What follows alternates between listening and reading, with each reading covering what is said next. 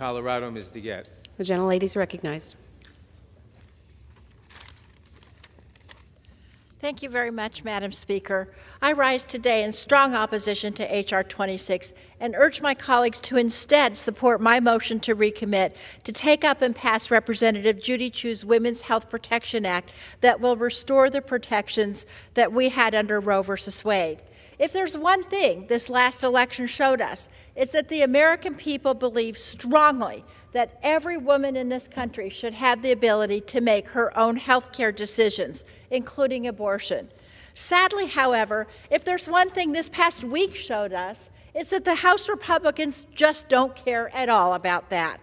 They don't care that 61% of the American people strongly support a woman's access to abortion care. They don't care that just 2 months ago, a record number of Americans showed up at polling locations across the country to overwhelmingly reject the GOP's plan to criminalize abortion care. They don't care that in every state where abortion restrictions were on the ballot, they were rejected overwhelmingly in places like Kansas. They don't care that Americans think that people, not politicians, should be making these decisions. Apparently, my colleagues on the other side of the aisle think they know how abortion decisions should be made, not a woman and her doctor.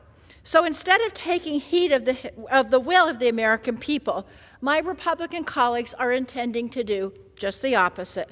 The legislation before us today is part of a concerted effort to fast-track this extreme agenda of anti-choice legislation. It creates new criminal penalties for healthcare providers that fail to provide specific standards of care that the politicians on the other side of the aisle will enact after an attempted abortion. And so it doesn't really protect newborn children in any way. Why? Because if a child is born, it is already illegal to kill it, as it should be. And unlike what the majority leader said, it's already illegal in every single state in this country.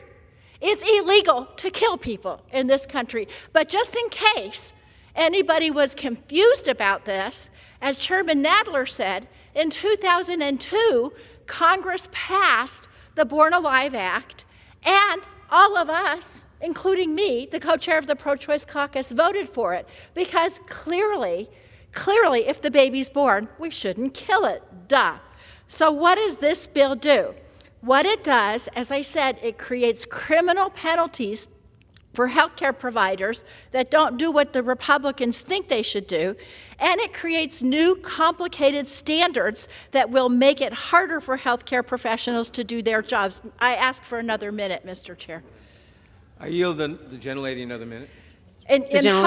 So what it does is it hopes to deter doctors from providing abortion care in the first place, which is exactly what we saw after the Dobbs decision.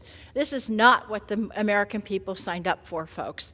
I strongly urge my colleagues to reject these extreme measures and instead to support my motion to recommit to take up and pass the Women's Health Protection Act to ensure that everybody in this country, no matter where they live, has the access to the reproductive care they ask. I ask unanimous consent, Madam Speaker, to add the text of my amendment to the record immediately prior to the text of the motion to recommit to the record immediately prior to the vote on the motion to recommit. Without objection. Thank you, and I yield back.